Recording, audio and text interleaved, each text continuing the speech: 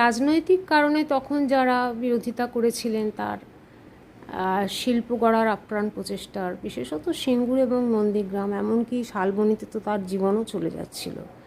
যাই হোক, সে তো রাজনীতিতে থাকবে, বিরোধিতা পাওয়ারে আসার জন্য সকলেই চেষ্টা করবেন, কিন্তু তার যে তিনি যে কি সেটা আশা করি মনে মনে তখনও তারা বুঝতেন, এখন তো আরোই বুঝছেন। তখনকার দলে থাকা এখন যারা অন্য দলে চলে এসছেন তারা কিন্তু অনেক সময় সেটা তাদের কথাবার্তায়, তাদের শ্রদ্ধা প্রকাশে, মানবিক বুদ্ধদেব ভট্টাচার্যকে তুলে ধরার প্রয়াসে সেটি বোঝা যায়।